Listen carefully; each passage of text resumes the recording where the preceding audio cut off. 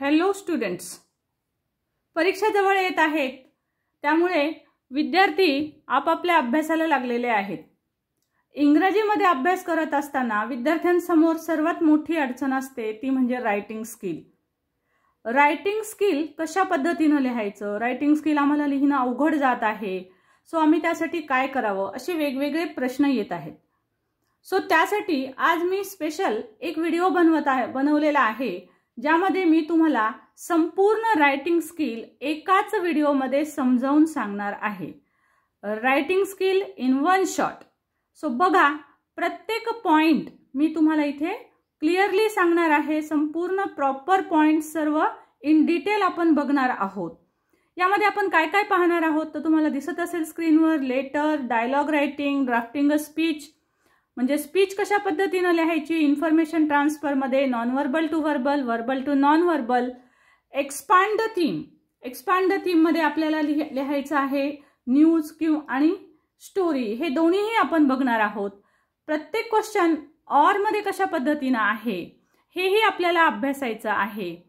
या सर्व गोष्टी ज्या मी तुम्हाला आज सांगणार आहेच, परंतु एक महत्त्वाची गोष्ट लक्षात घ्या की यावरील सर्व डिटेल्ड व्हिडिओज म्हणजे अगदी पत्र लिहायचं असेल तर ते कसं लिहिलं पाहिजे, लाईन्स बाय लाईन, त्यानंतर त्याच्या फिक्स लाईन आपण कशा लिहिल्या पाहिजे जेणेकरून आपल्याला पत्राचे 5 पैकी 5 मार्क्स मिळू शकतात, अशा प्रकारचे डायलॉग रायटिंगचा सेपरेट व्हिडिओ, ड्राफ्टिंग स्पीचचा सेपरेट डिटेल, वाइल रायटिंग म्हणजे मी आन्सर लिहून दाखवत असतानाचे सुद्धा व्हिडिओज हे आपल्या चॅनलवर उपलब्ध आहेत। डिस्क्रिप्शन बॉक्समध्ये ह्या प्रत्येकाची व्हिडिओची लिंक मी दिलेली आहे।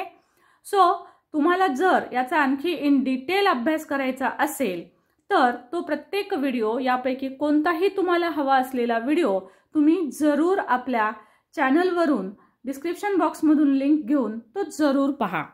तर आजच्या या व्हिडिओमध्ये मी तुम्हाला हा सर्व भाग, इथे तुम्हाला परीक्षेला जात असताना एकदाच सर्व भाग अभ्यासता यावा यासाठी मी तुम्हाला एकाच व्हिडिओमध्ये म्हणजे परीक्षेला जाता जाता सगळं आपलं रिव्हिजन झालं पाहिजे, कुठलंही बुक नोटबुक न उघडता। सो रिव्हिजन जे म्हणतो ते रिव्हिजन आपण आज इथे करण्यासाठीचा हा एक प्रयत्न की ज्यामध्ये तुम्ही परीक्षेला जाताना हे रिव्हिजन करून जाऊ शकता या प्रत्येक रायटिंग स्किलच्या पॉइंटचं। चला तर मग स्टुडंट्स, आपण वन बाय वन अभ्यासाला सुरुवात करूया। सो रायटिंग स्किल हा जो सेक्शन असतो त्याच्यामधला पहिला जो क्वेश्चन असतो तो असतो क्वेश्चन 5A। क्वेश्चन 5A यामध्ये स्टुडंट्स आपल्याला क्वेश्चन येत असतो लेटर रायटिंगचा। आता लेटर रायटिंग करत असताना, लिहित असताना आपल्याला कोणत्या कोणत्या गोष्टींची गरज असते बघा। तर तुम्हाला माहिती आहे की 2 प्रकारचे पत्र एक्झामला येत असतात। एक येतं इन्फॉर्मल लेटर आणि त्याला ऑर मध्ये क्वेश्चन असतो फॉर्मल लेटर। मी आज तुम्हाला दोन्हीही प्रकारचे फॉर्मॅट सांगणार आहे। इन्फॉर्मल लेटर कसं लिहायचे, त्याच प्रकारे फॉर्मल लेटर कशा प्रकारे लिहायचे। सी स्टुडंट्स, कसा फॉर्मॅट असणार आहे बघा। आता तुम्हाला इथे दिसत असेल नेम ऑफ द सेंडर। तुम्हाला बघा तुमचा फॉर्मॅट कसा असतो तर तुम्हाला इकडे या साईडला तुम्हाला तुमचा ॲड्रेस लिहायचा असतो। ओके, क्वेश्चन तुम्ही नीट वाचला की तुम्हाला त्याच्यामध्ये बहुधा ॲड्रेस दिलेला असतो। जर ॲड्रेस दिलेला असेल तर तो ॲड्रेस तिथला पाहायचा आहे। सुरुवातीला तुम्हाला नाव लिहायचं आहे, जसं की इथे दाखवलेलं आहे सेंडर्स नेम अँड ॲड्रेस, हा तुम्हाला सुरुवातीला लिहायचा आहे। शक्यतोवर स्टुडंट्स तुम्हाला पेपरमध्ये क्वेश्चनमध्ये हा भाग दिलेला असतो, तो इथे तुम्हाला ॲड्रेस लिहायचा आहे प्रॉपर, डेट लिहायला विसरू नका। त्यानंतर तुम्हाला इथे करावं लागतं सॅल्युटेशन म्हणजे जिथं आपण डिअर लिहितो। ओके, सो सॉरी, त्यापूर्वी एक लाईन तुम्हाला क्लिअरली सोडायची आहे, ब्लँक, लक्षात घ्या। हा इकडचा ॲड्रेस लिहिणं झाल्याच्या नंतर तुम्हाला 1 लाईन पूर्ण रिकामी सोडायची आहे, लिव्ह 1 लाईन ब्लँक, त्याच्यानंतर डिअर शब्द लिहायचा आहे ज्याला आपण सॅल्युटेशन म्हणतो। सो डिअरच्या पुढे पत्र ज्यांना लिहायला सांगितलेलं आहे, फ्रेंड किंवा मम्मी पप्पा, जो काही लेटर ज्यांना लिहायला सांगितलंय त्यानुसार तुम्हाला इथे सॅल्युटेशन लिहावं लागेल। त्यानंतर बघा हे असेल तुमचं body of the letter. See, हा जर तुम्ही ॲड्रेस लिहिला स्टुडंट्स तर तुम्हाला हाफ मार्क मिळतो। त्यानंतर तुम्ही डेट लिहिली आणि सॅल्युटेशन तर तुम्हाला हाफ मार्क मिळतो. म्हणजे मार्किंग स्कीम लक्षात घ्यायची आहे तुम्ही.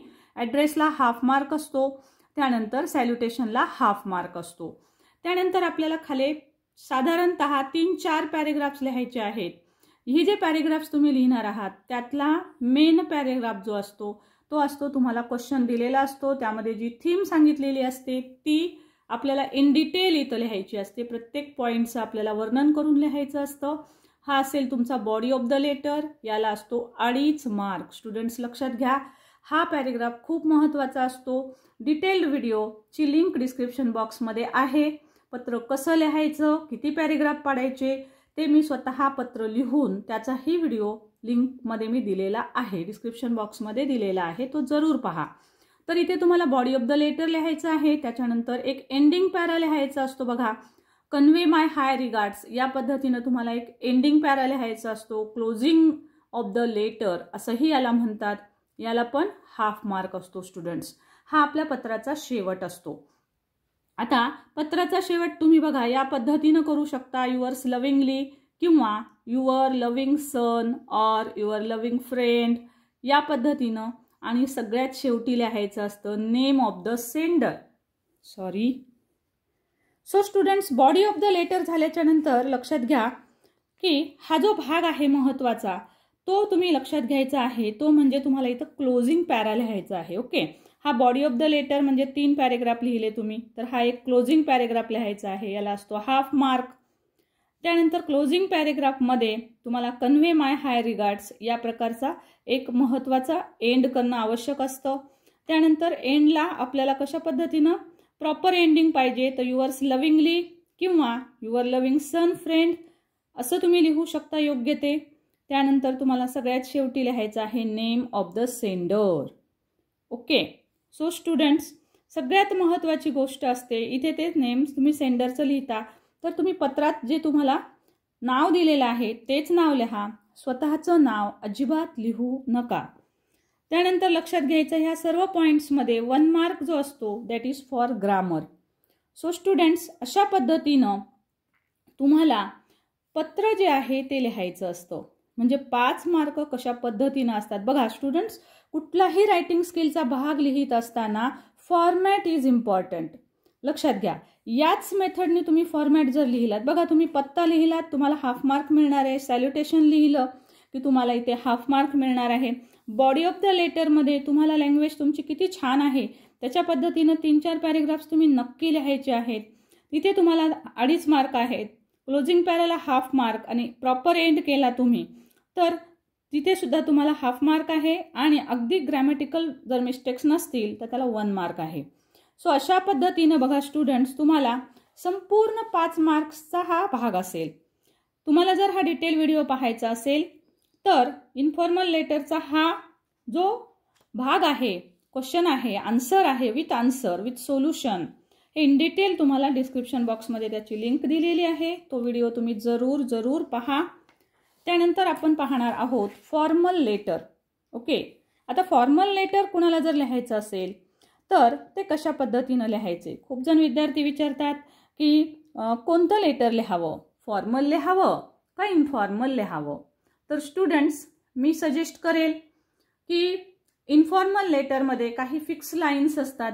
ज्या लाईन्स तुम्ही म्हणजे पहिला पॅरेग्राफ, तिसरा पॅरेग्राफ याच्या काही फिक्स लाईन्स तुम्ही तयार करून ठेवू शकता जिथे कुठलीही मिस्टेक होत नाही. सो त्यामुळे माझं असं सजेशन असतं की इन्फॉर्मल लेटरच लिहावं. आणि इन्फॉर्मल लेटरमध्ये आपण आपल्या भाषेत, आपली जवळची भाषा आपण वापरू शकत असतो.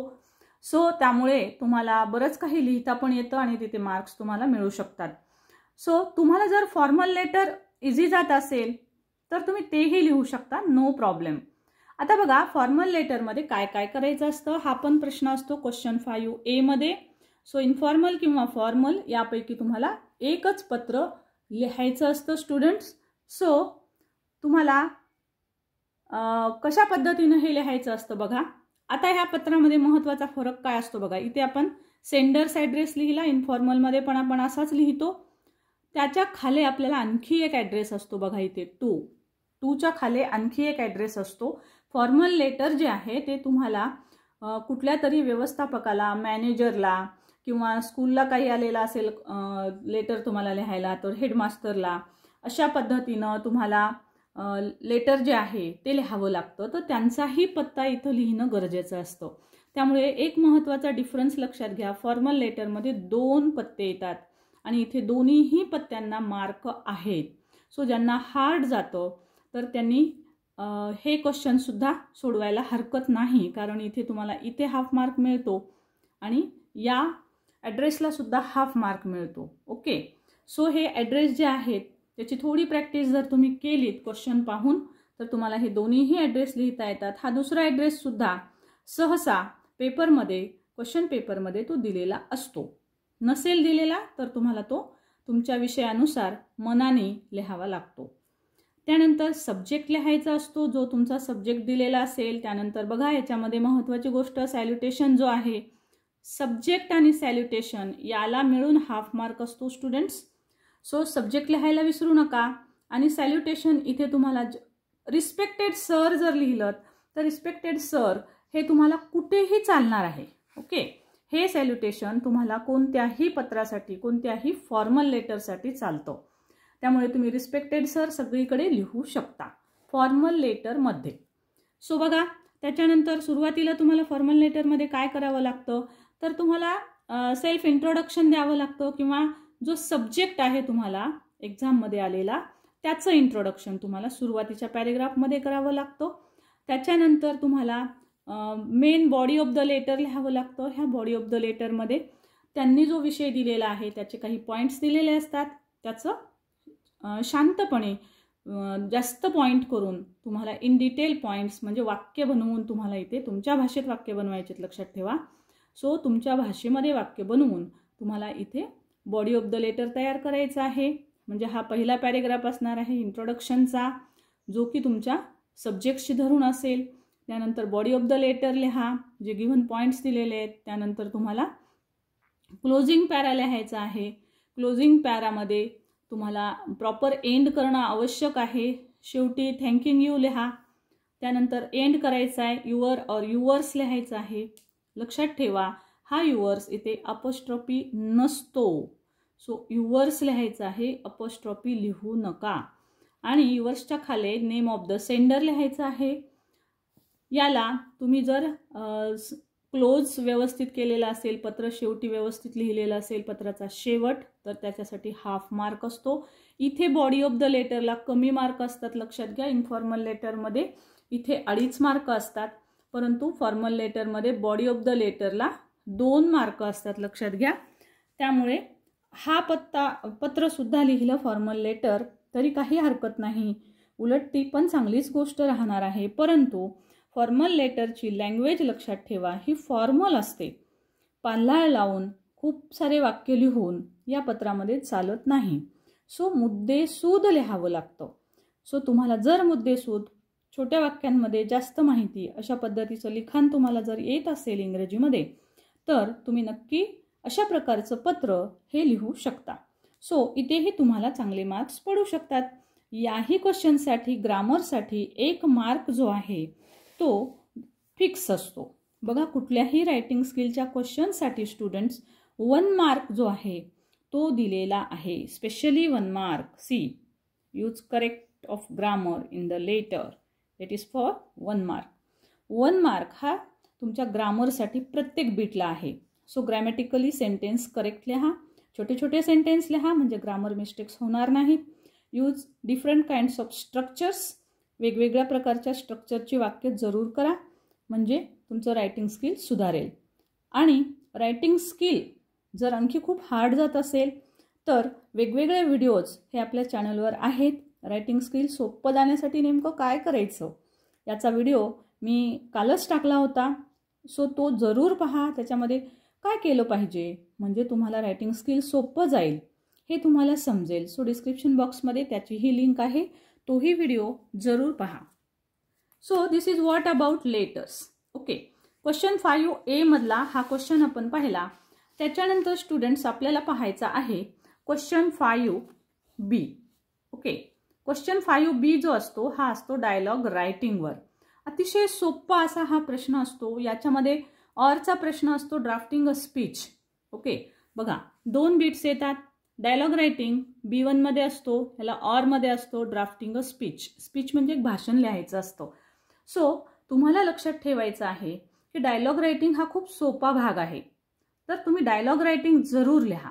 ओके, सो डायलॉग रायटिंगला आउट ऑफ मार्क्स सुद्धा पडतात. स्पीचपेक्षा डायलॉग रायटिंगमध्ये मिस्टेक्स कमी होतात. तर मी सजेस्ट असं करेल की दोन्हीपैकी तुम्ही डायलॉग रायटिंग लिहावं. सो बघूया आपण डायलॉग रायटिंगमध्ये कशा पद्धतीचे क्वेश्चन येतात. सो स्टुडंट्स, याच्यात सगळ्यात महत्त्वाचा भाग जो असतो माहिती का, तर तो म्हणजे तुम्हाला टेक्स्टबुकमध्ये जी चिटचॅट ॲक्टिव्हिटी आहे, या चिटचॅट ॲक्टिव्हिटीमध्ये जे काही त्यांनी संवादासाठी वेगवेगळे क्वेश्चन दिलेले आहेत, तर त्याच्यावर आधारित, त्या विषयांवर आधारित हे डायलॉग रायटिंगचे प्रश्न येत असतात. सो तुम्ही त्यातील चिटचॅट ॲक्टिव्हिटीजचा, प्रत्येक लेसनच्या चिटचॅट ॲक्टिव्हिटीजचा अभ्यास चांगल्या पद्धतीनं करा, म्हणजे तुम्हाला त्या विषयावरचे हे सर्व डायलॉग लिहिता येतील. आता याचे क्वेश्चन कसे असतात पहा. याच्यामध्ये 3 बीट येतात. परीक्षेमध्ये 3 बीट विचारले जातात. सी स्टुडंट्स, सो पहिला बीट असतो तुमचा preparing a dialogue from jumbled sentences. 4 वाक्य दिलेली असतात. बघा इथे मी एक्झाम्पल दाखवलेलं आहे. A B A sed B sed A sed B sed असे 4 वाक्य दिलेले आहेत. हे जम्बल्ड सेंटेन्सेस असतात, म्हणजे खालेवर वाक्य असतात. म्हणजे आता हे खालेवरचे वाक्य जे आहेत ते आपल्याला योग्य क्रमाने लिहायचे असतात. हे कशा क्रमाने लिहायचे त्याचा आन्सर मी इथे लिहून दाखवले पहा. Hi, how are you, A said. यापैकी कोणतं पहिलं वाक्य असायला पाहिजे, तर हाय, हाऊ आर यू. हे जे इथे शेवटी दिलंय ते पहिलं असायला पाहिजे. अशा पद्धतीनं पहिलं कोणतं, दुसरं कोणतं, तिसरं कोणतं हे अर्थानुसार तुम्हाला लिहायचं असतं. सो जम्बल्ड सेंटेन्सेस असतात, खालेवर वाक्य दिलेले असतात, ते आपल्याला योग्य क्रमाने लिहायचे असतात. दिस इज फॉर 1 मार्क. इथे तुम्हाला 1 मार्काचा हा क्वेश्चन अतिशय सोपा असतो. वाचलं की तुम्हाला वाक्य खालेवर कोणते झालेले आहेत ते सहज समजतं आणि तुम्ही त्याचं उत्तर सहज लिहू शकता.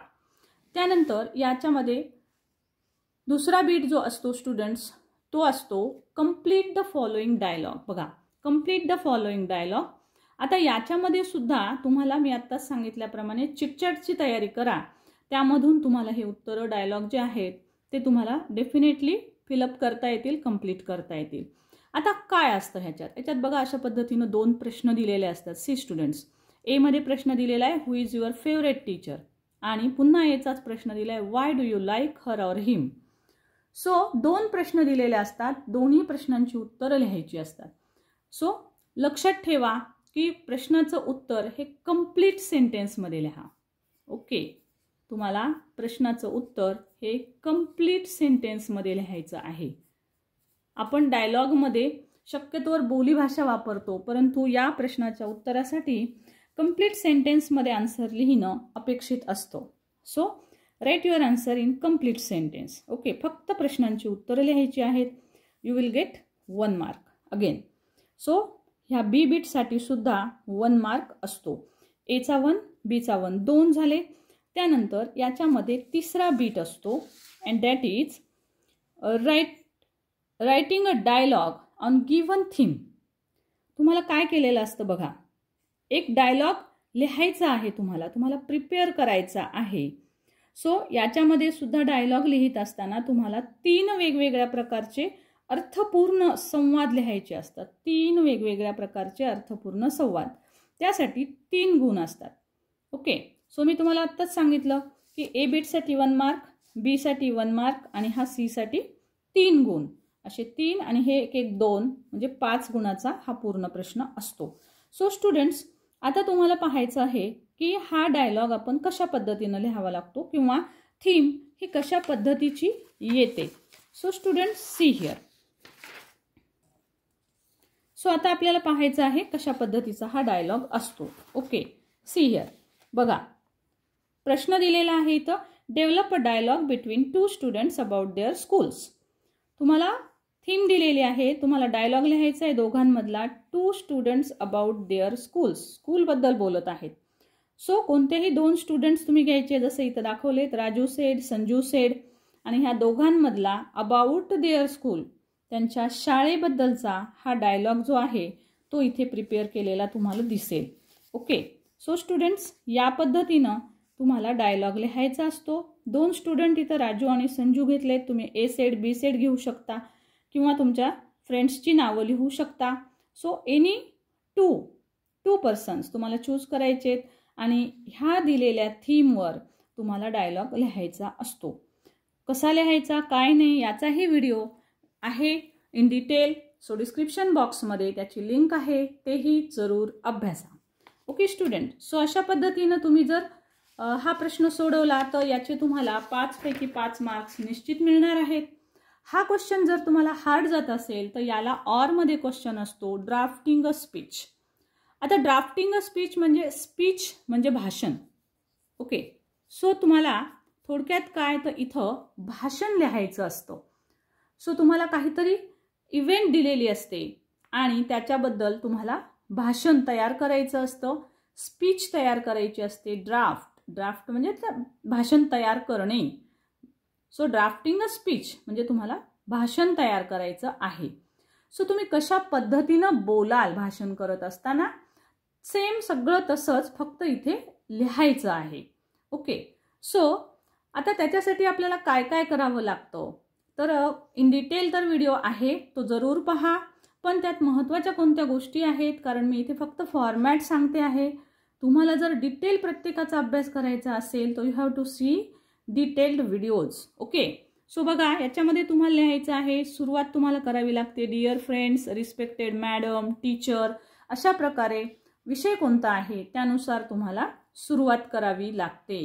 सो त्यानंतर तुम्हाला दिलेला जो विषय आहे त्या विषयाची योग्य मांडणी करत वेगवेगळ्या प्रकारचे वाक्य त्यामध्ये तुम्हाला लिहायचे असतात. शक्यतोवर सिक्वेन्स लक्षात घ्या, योग्य क्रम लक्षात घ्यायचा असतो. आपण बोलत असताना भाषा कशी असायला पाहिजे, भाषण करताना आपण कसं बोलू याचा विचार करा आणि त्या पद्धतीचे वाक्य आपण लिहिले पाहिजे. सगळ्यात महत्त्वाची गोष्ट असते आपलं हे भाषण आहे. सो भाषण म्हटल्यावर तुम्हाला भाषणात सगळ्यात शेवटी श्रोत्यांचे आभार मानावे लागतात. ओके, सो भाषणाचा म्हणजे तुमच्या या स्पीचचा एंड करत असताना थँक्यू एव्हरीवन अशा पद्धतीचं वाक्य जरूर लिहा. सो हा असतो प्रॉपर एंड तुमच्या स्पीचचा. म्हणजे सुरुवात तुम्हाला dear friend, respected teachers, madams या पद्धतीनं करायची आहे आणि एंड करायचा आहे thank you everyone for listening my speech so silently. अशा पद्धतीनं एंड करायचा असतो. सो अशा पद्धतीनं तुम्हाला स्पीच तयार करून लिहायचं आहे. मार्किंग स्कीम कशी असते ती बघूया आपण. स्पीचसाठी आपल्याला कशा पद्धतीनं आन्सर लिहावं लागतं म्हणजे आपल्याला मार्क्स मिळतात. बघूया फॉर्मॅट. सो तुम्हाला ॲप्रोप्रिएट बिगिनिंग करायची आहे. सुरुवात आणि शेवट जर तुम्ही योग्य पद्धतीनं केला तर त्याला असतो 1 मार्क.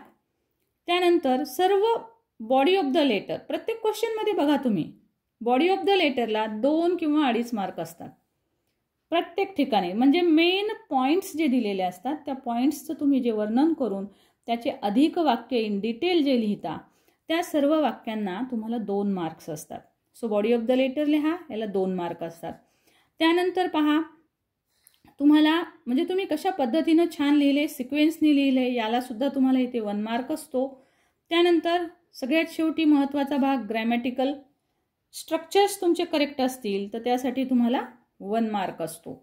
सो स्टुडंट्स सगळीकडेच लक्षात ठेवायचं आहे. प्रत्येक रायटिंग स्किलचा क्वेश्चन लिहित असताना मी तर सांगते तुम्हाला जिथं शक्य आहे तिथं तुम्ही टायटल द्यायला विसरू नका. टायटल दिल्याशिवाय आन्सर लिहू नका. त्यांनी सांगो नाही सांगो, you have to give a title. बऱ्याच वेळेस टायटलला मार्क द्या अशा प्रकारे बोर्डाच्या आन्सर शीटमध्ये नमूद केलेलं असतं. सो त्यामुळे तुम्हाला जरूर टायटल द्यायचं असतं. त्याचबरोबर ग्रॅमॅटिकल मिस्टेक्स होऊ देऊ नका, कारण प्रत्येक क्वेश्चनमध्ये ग्रामरला 1 मार्क आहे. हे जे मी तुम्हाला फॉर्मॅट सांगते आहे हे फॉर्मॅट तुम्हाला अगदी रेक्टिफाय करायचे आहेत. कशा पद्धतीनं मी लिहायचं आहे, कारण फॉर्मॅट जर योग्य फॉर्मॅटने तुम्ही जर तुमचं पत्र किंवा निबंध किंवा स्पीच लिहिली तर तुमचे मार्क्स तुम्हाला पैकीच्या पैकी पडण्यासाठी डेफिनेट मदत होते. आणि हा फॉर्मॅट आपल्याला अगदी बिनचूक लिहिता आला पाहिजे. आपल्याला तो माहिती पाहिजे की मला सुरुवात कशी करायची आहे, त्यानंतर मला काय लिहायचं आहे, शेवट कसा करायचा आहे, युअर लिहायचं आहे पत्रात शेवटी का युअर्स लिहायचं आहे, युअर्स अपोस्ट्रॉफी लिहू का नको. सो ह्या सर्व गोष्टी तुमच्या क्लिअर असणं गरजेचं असतं. सो एक्झामला जाण्यापूर्वी तुम्ही हे व्हिडिओ जरूर पहा. हा जो वन शॉटचा व्हिडिओ आहे याच्यामध्ये इन डिटेल तुम्हाला रिव्हिजन करता येईल. आणि बघा, संपूर्ण आपण 20 मार्काचा हा भाग आपण पाहतो आहोत. यावर आधारित समरी पण आहे. रायटिंग स्किल आली की समरी रायटिंग पण येते, म्हणजे समरी रायटिंगचे 5 मार्क सुद्धा तुम्हाला सहज मिळू शकतात. त्यामुळे 20 नाही तर 25 मार्काचं कव्हरिंग आहे. सो या पद्धतीनं रिव्हिजन जरूर करून जा एक्झामला जाण्यापूर्वी सुद्धा. सो त्यानंतर आपण पाहणार आहोत नेक्स्ट क्वेश्चन, म्हणजेच क्वेश्चन 6A. सो स्टुडंट्स पहा, क्वेश्चन 6A कशा पद्धतीनं येतो आणि आपल्याला याची उत्तर कशी लिहायची असतात. सो स्टुडंट्स, क्वेश्चन 6A हा असतो इन्फॉर्मेशन ट्रान्सफर. इन्फॉर्मेशन ट्रान्सफर मध्ये क्वेश्चन 6A यामध्ये 2 बिट्स दिलेले असतात. पहिला असतो नॉन व्हर्बल टू व्हर्बल आणि दुसरा असतो व्हर्बल टू नॉन व्हर्बल. ह्या दोन्हीपैकी तुम्हाला एका क्वेश्चनचं आन्सर इन डिटेल लिहायचं असतं. सो हे सुद्धा कशा पद्धतीने आन्सर लिहायचं याचा डिटेल व्हिडिओ मी केलेला आहे. तो तुम्हाला नक्की पाहायचा आहे, म्हणजे तुम्हाला अजून जास्त समजेल. आता बघा, याच्यामध्ये नेमकं काय दिलेलं असतं. तर नॉन व्हर्बल टू व्हर्बल जर असेल तर तुम्हाला दिलेल्या काही ना काही प्रकारची माहिती किंवा आकडेवारी किंवा गणितीय टेबल, चार्ट असं काहीतरी दिलेलं असतं. आणि हे कसं दिलेलं असतं तर हे एखाद्या वेबच्या सहाय्यानं दिलेलं असतं. वेगवेगळ्या प्रकारच्या वेब येतात. आता पाय चार्ट असू शकतो, म्हणजे असं गोल सर्कल काढून देतात पहा, त्याच्यामध्ये तो पाय चार्ट असू शकतो, किंवा प्रवाह तक्ता, फ्लो चार्ट, ट्री डायग्राम, अशा पद्धतीनं कुठल्याही प्रकारचा टॅब्युलर फॉर्म दिलेला असतो. टॅब्युलर फॉर्म म्हणजे टेबलच्या स्वरूपात कुठल्या तरी प्रकारचा टेबल, ज्याला वेब म्हणतो आपण. तर असा वेब डायग्राम दिलेला असतो आणि त्या डायग्रामवरून तुम्हाला पॅरेग्राफ लिहायचा असतो. See here, non verbal to verbal आणि व्हर्बल टू नॉन व्हर्बल याच्यात नेमका फरक काय तर लक्षात घ्या. नॉन व्हर्बल टू व्हर्बलमध्ये तुम्हाला वेब दिलेली असते, तुम्हाला पॅरेग्राफ तयार करायचे असतात. किती पॅरेग्राफ बनवायचे हे आन्सर क्वेश्चनमध्ये दिलेलं असतं. त्यांनी 1 पॅरा बनवा म्हटलं, आपण 1 पॅरेग्राफच बनवायचा. त्यांनी 2 पॅरेग्राफमध्ये आन्सर लिहा म्हटलं तर आपण 2 पॅरेग्राफमध्ये आन्सर लिहायचं. पण मेन डिफरन्स लक्षात घ्या, नॉन व्हर्बल टू व्हर्बलमध्ये वेब दिलेली असते, त्यावरून पॅरेग्राफ बनवायचे असतात. हा एक क्वेश्चन असतो 5 मार्कला. तुम्हाला जर हा सोपा जात असेल, पॅरेग्राफ्स रायटिंग, इंग्लिश रायटिंग तुमचं चांगलं असेल तर तुम्ही हा क्वेश्चन सहज सोडवू शकता. समजा तुम्हाला रायटिंग स्किल तुमचं इंग्रजीमधलं फारसं चांगलं नसेल तर मी सजेस्ट करेल की तुम्ही हा क्वेश्चन सोडवा, व्हर्बल टू नॉन व्हर्बल. कारण स्टुडंट्स याच्यामध्ये 5 पैकी 5 मार्क्स मिळवणं हे खूपच इझी असतं. Okay, 5 out of 5. का? कारण हा टेबल असतो, म्हणजे त्याने तुम्हाला व्हर्बल म्हणजे एक पॅरेग्राफ दिलेला असतो, 1 किंवा 2 किंवा 3. ह्या पॅरेग्राफ्सवरून तुम्हाला त्यांनीच डायग्राम दिलेला असतो. अर्धवट डायग्राम ते देतात, बहुतेक वेळेला अर्धवट डायग्राम दिलेला असतो. सो तो डायग्राम तुम्हाला कंप्लीट करायचा असतो आणि त्यामध्ये ही जी दिलेली माहिती असते ती माहिती तुम्हाला शॉर्टमध्ये लिहायची असते. कंप्लीट सेंटेन्सेस लिहायचे नाहीत. सो तुम्ही डिफरन्स कशा पद्धतीनं लिहिता सायन्सचा, पण डिफरन्स सुद्धा लिहिताना आपण पूर्ण पॉइंट्स लिहितो, पूर्ण वाक्य लिहितो, परंतु इथं वाक्य सुद्धा पूर्ण लिहायची गरज नसते. सो पॅरेग्राफ वाचायचा आणि त्यांनी जसा टेबल सांगितलेला आहे तशा पद्धतीनं टेबलमध्ये शॉर्टमध्ये माहिती लिहायची आहे. लक्षात ठेवा, शॉर्टमध्ये लिहायची आहे. सो हा भाग खूप सोपा असतो. इथे ग्रॅमॅटिकल मिस्टेक सहसा होत नाहीत, कारण वाक्यच लिहायची नसतात, त्यामुळे वाक्य चुकण्याचा प्रश्नच येत नाही. छोटे छोटे पॉइंट्स लिहायचे असतात, त्यामुळे हा भाग खूप सोपा जातो. फक्त एक गोष्ट लक्षात ठेवा की जर तुम्हाला त्यांनी वेब दिलेली नसेल, बघा कुठला ना कुठला अर्धवट डायग्राम देतात, पण त्यांनी डायग्रामच दिलेला नसेल तर मात्र हा क्वेश्चन अजिबात सोडवायचा नाही. कारण तुमचा डायग्राम जर चुकला तर तुमचे 5ला 5 मार्क जातात. ओके, सो त्यांनी जर सांगितलं की तुम्हीच डायग्राम तयार करा, त्यांनी अर्धवट डायग्राम दिलाच नाही तर मात्र स्टुडंट्स हा आन्सर अजिबात लिहायचं नाही, म्हणजे नॉन व्हर्बल टू व्हर्बल सोडवायचा नाही. त्यांनी जर टेबल दिलेला असेल तर हा क्वेश्चन जरूर सोडवा, मग तर तुम्हाला 5 पैकी 5 मार्क्स मिळणारच आहेत.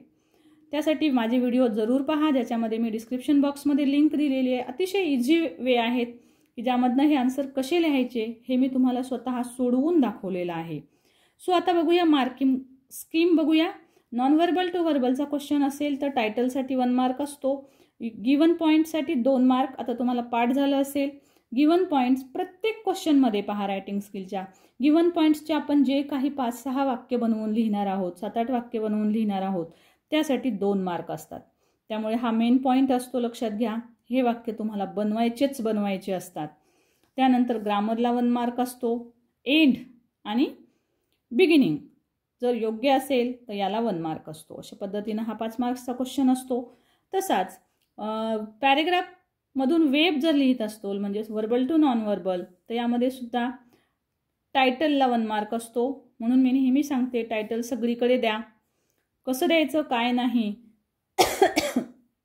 सॉरी. त्यानंतर ऑल पॉईंट्स कव्हर करा ज्याच्यामध्ये 2 मार्क आहेत. त्यानंतर तुम्हाला बघा ॲप्रोप्रिएट ग्राफिक लेआउट म्हणजे त्यांनी जो हा वेब दिलेला असतो तो योग्य आलेला आहे का त्याला 1 मार्क असतो. म्हणजेच तो डायग्राम तुम्ही छान व्यवस्थित काढलेला आहे का. म्हणजे एखाद्या वेळेस ते काय करतात डायग्राम देत नाहीत, मग तो तुमचा करेक्ट आला आहे का तर याला पण स्पेशली 1 मार्क असतो. ओव्हरऑल प्रेझेंटेशन तुमचं छान असेल तर त्याला 1 मार्क असतो. ऑफकोर्स ग्रॅमॅटिकल मार्क्स हे असतातच म्हणजेच ओव्हरऑल प्रेझेंटेशन.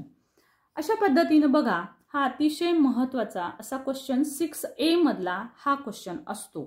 सो स्टुडंट्स या मेथडनी म्हणजे हा फॉर्मॅट लक्षात ठेवा. डायग्राम कोणत्या येतात कोणत्या येत नाहीत हे महत्त्वाचं आहे. पहिले तुम्ही चूज करा की तुम्हाला पॅरेग्राफ्स लिहायला जमतो का, इंग्लिशमध्ये रायटिंग तुमची कशी आहे हे तुम्हाला माहिती असतं आणि मग त्यानुसार तुम्ही यातला एक बीट सोडवायचं आहे. ओके. सो स्टुडंट्स तुम्हाला व्हिडिओ नक्की आवडत असेल मला खात्री आहे, कारण अर्ध्या तासामध्ये 25 मार्काचं रिव्हिजन काही जोक नाही आहे. सो तुम्ही जाता जाता हा व्हिडिओ नक्की 100% बघून जायचा आहे. क्विकली तुमचं रिव्हिजन होणार आहे. सो व्हिडिओ आवडला तर लाईक तुम्ही जरूर करा आणि हा व्हिडिओ सर्वांनी शेअर करायचा आहे, कारण हा सर्व स्टुडंट्ससाठी परीक्षेला जाता जाता रिवाईज करण्यासाठी अतिशय महत्त्वाचा आहे. कारण रायटिंग स्किल सर्वांनाच नाही म्हटलं तरी पण हार्ड जातं. सो स्टुडंट्स अतिशय महत्त्वाचा असा हा भाग आहे. सो याच्यानंतर आपण पाहणार आहोत नेक्स्ट क्वेश्चन 6B क्वेश्चन पाहणार आहोत आपण. क्वेश्चन 6B मध्ये आपल्याला क्वेश्चन असतो expand the theme. Okay students, नाव आपण आता इथे बघूया एक्सपांड द थीम. याचा डिटेल्ड व्हिडिओ आपण घेतलेला आहे. तो मी बघा अशा पद्धतीनं घेतला पण होता. यावरचा डिटेल्ड व्हिडिओ पण आहे तुम्हाला माहिती. सो पहा याच्यामध्ये आपल्याला काय करायचं असतं. एक्सपांड द थीममध्ये मेन पॉईंट असतो तो म्हणजे न्यूज रिपोर्ट. ओके, एक न्यूज तयार करायची असते, न्यूज रिपोर्ट लिहायचा असतो तुम्हाला. सो हा न्यूज रिपोर्ट लिहित असताना तुम्ही कोणते कोणते पॉईंट्स लक्षात ठेवायला पाहिजेत. तुम्हाला एक हेडिंग दिलेलं असतं, एक टायटल दिलेलं असतं आणि ह्या टायटलवरून तुम्हाला आन्सर लिहायचं असतं. बघा अशा पद्धतीचं हे टायटल असतं. The tiger was found in the civil area. चौकटीमध्ये अशा पद्धतीनं एखादी हेडिंग दिलेली असते आणि याचं उत्तर लिहायचं असतं. क्वेश्चनमध्ये अशा प्रकारचे पॉईंट्स असतात. हेडलाईन लिहा, डेटलाईन लिहा, लीडलाईन लिहा, बॉडी ऑफ द रिपोर्ट लिहा. सो हे तुम्हाला नेमकं काय आणि कसं लिहायचं असतं तर बघा अशा पद्धतीनं त्याचं टायटल द्यावं लागतं तुम्हाला. त्यानंतर बाय द स्टाफ रिपोर्टर अशी सुरुवात करायची. ओके, अशा पद्धतीनं बाय द स्टाफ रिपोर्टर. त्यानंतर सेक्टर ए वगैरे इथं तुम्हाला त्याचा म्हणजे ही घटना कुठे घडलेली आहे त्याचा प्लेस लिहावा लागतो या पद्धतीनं. आणि नंतर ते जे सर्व इथे दिलेली जी हेडिंग आहे त्या हेडिंगचं डिटेल तुम्हाला डिस्क्रिप्शन करून लिहावं लागतं. सो अशा पद्धतीनं हा व्हिडिओ पण तुम्ही नक्की पहा. इन डिटेल कसं लिहायचं हे 1 by 1 मी तुम्हाला सांगितलेलं आहे. आता बघा इन शॉर्ट आपण पाहतो आहोत की एक्सपांड द थीम न्यूज लिहिताना आपण काय काय केलं पाहिजे. तर बघा गिवन हेडलाईन जी आहे ती जी हेडलाईन असते तेच तुमचं टायटल असतं. तर टायटल म्हणून ती हेडलाईनच लिहायची असते. सो टायटल लिहा म्हणजेच ती हेडलाईन लिहा. त्यानंतर ते बाय द रिपोर्टर घटना कशी घडली, कुठे घडली, काय काय पॉईंट लिहायचे लक्षात घ्या. हाऊ, वेअर आणि व्हेन या 3 प्रश्नांची उत्तरं तुमच्या उत्तरात आली पाहिजेत. म्हणजे ती घटना कुठे घडली, ती कशी घडली आणि ती केव्हा घडली आणि त्याचे परिणाम काय झाले, त्या घटनेचे परिणाम, ह्या सर्व मुद्द्यांचं वाक्य त्याच्यामध्ये आले पाहिजेत उत्तरामध्ये तुमच्या. अशा पद्धतीनं तुम्हाला दिलेल्या हेडलाईनचं डिस्क्रिप्शन लिहायचं असतं. विशेषतः अजून त्यामध्ये तुम्हाला घटनेच्या अगोदर आणि नंतरची परिस्थिती कशी होती, एखादी घटना झाल्यावर आधी काय घडलं होतं आणि नंतर काय घडलं, म्हणजे त्याचे परिणाम, हे सुद्धा तुम्हाला त्याच्यामध्ये लिहिणं आवश्यक असतं. लक्षात घ्या, घटना घडण्याच्या आधी काय घडलं ते लिहा आणि घटना झाल्यानंतर तिथली परिस्थिती कशी होती ते लिहा. म्हणजे तुमची न्यूज जी आहे, हेडलाईन जी आहे, त्याचं डिटेल एक्सप्लेनेशन त्यात आपोआप येईल. सगळ्यात महत्त्वाची गोष्ट असते, तुम्ही जेव्हा याचा आन्सर लिहाल त्यावेळेस यूज पॅसिव्ह व्हॉइस. न्यूज तुम्ही पूर्ण तयार करत आहात, डिटेल अहवाल त्याचा लिहित आहात. त्यामुळे इथे तुम्हाला थर्ड पर्सन म्हणूनच सगळी माहिती लिहावी लागते. म्हणून तुम्ही पॅसिव्ह व्हॉइसचे वाक्य लिहावे लागतात. तुमचं उत्तर हे पॅसिव्ह व्हॉइसमध्येच यायला हवं. स्वीट शॉर्ट सेंटेन्सेस लिहा आणि पाल्हाळ लावू नका. हा निबंध नसतो, ही न्यूज आहे, लक्षात घ्या. सो न्यूजचा आन्सर म्हणजेच न्यूजचा रिपोर्ट तयार करत असताना सो पाल्हाळ लावायची आवश्यकता नसते. इन शॉर्ट सेंटेन्सेसमध्ये you have to write the answer. Okay students, so बघा हा जो महत्त्वाचा क्वेश्चन आहे, expand the questions. So students, तुम्हाला पुन्हा पुन्हा सांगते आहे, अतिशय महत्त्वाचा भाग तो म्हणजे visit our channel for watching all these points, right. So तुम्हाला जर हे सर्व डिटेल अभ्यासायचं असेल, मी तुम्हाला परीक्षेला जाता जाता रिवाईज कसं करायचं ते महत्त्वाचे पॉईंट्स इथं दाखवते आहे. पण तुम्हाला जर हे डिटेल अभ्यासायचं असेल तर याचा प्रत्येक व्हिडिओ आपल्या चॅनलवर आहे, तो डिस्क्रिप्शन बॉक्समध्ये त्याची लिंक आहे, तो जरूर अभ्यासा. त्याच्यामध्ये ऑरमध्ये येणारा एक्सपांड द थीममध्ये नेक्स्ट क्वेश्चन असतो student story writing. Okay, so story writing March 2020चा क्वेश्चन घेऊन क्वेश्चन आणि त्याचा आन्सर कशा पद्धतीनं लिहायचा अशा टाईपचा मी एक व्हिडिओ बनवला होता, तो तुम्ही जरूर पहा. तर पहा, स्टोरी कशा पद्धतीनं दिलेली असते. 3 वेगवेगळ्या प्रकारचे स्टोरीचे पॉईंट्स दिलेले असतात. सुरुवात दिलेली असते, कधी शेवट दिलेला असतो, तर कधी कधी मधले पॉईंट्स दिलेले असतात. कोणत्याही प्रकारचे, बघा इथं मी पॉईंट्स सुरुवात दाखवलेली आहे, इथं बिगिनिंग म्हणजे काही वेळेस सुरुवात देतात, काही वेळेस शेवट, काही वेळेस मधला भाग. सो अशा पद्धतीनं पॉईंट्स जे दिलेले असतात त्यावरून आपल्याला डिटेल स्टोरी लिहायची असते. आता स्टोरी रायटिंग करत असताना आपण कोणते कोणते मुद्दे लक्षात घ्यायला पाहिजेत ते पहा. तर मेन पॉईंट सांगते मी स्टोरी रायटिंगसाठी. ऑर मधला क्वेश्चन आहे, ऑफकोर्स तुम्ही न्यूज सोडवू शकता किंवा ही स्टोरी सोडवू शकता. तर स्टोरीची आकर्षक सुरुवात असणं गरजेचं असतं. सुरुवात चांगली करा. स्टोरी लिहित असताना कॅरेक्टर्स कमी वापरा. स्टोरीत तुम्ही जितके जास्त कॅरेक्टर तयार कराल तर तुम्हाला स्टोरी तुमची जी आहे लेंदी होईल, तुम्हालाही लिहायला अवघड जाईल. 3 to 4 paragraphs, you have to write 3 to 4 paragraphs. फार मोठी पण स्टोरी लिहायची नसते. सो 3 to 4 पॅरेग्राफ्स, परंतु ग्रॅमॅटिकल मिस्टेक्स न करता मी इथे सर्व जे फॉर्मॅट सांगते त्या सर्व पॉईंट्सचा उपयोग करून तुम्ही जर स्टोरी लिहिलीत स्टुडंट्स तर तुम्ही नक्की 5 पैकी 5 मार्क्स मिळवू शकता. स्टुडंट्स, काही जणांना अजिबात म्हणजे खूप हार्ड वाटतं रायटिंग करणं इंग्रजीमध्ये. तर नेमकं आपल्याला माहिती आहे, आपण मराठीमध्ये विचार करतो आणि इंग्रजीत त्याचं ट्रान्सलेशन करत करत वाक्य लिहितो.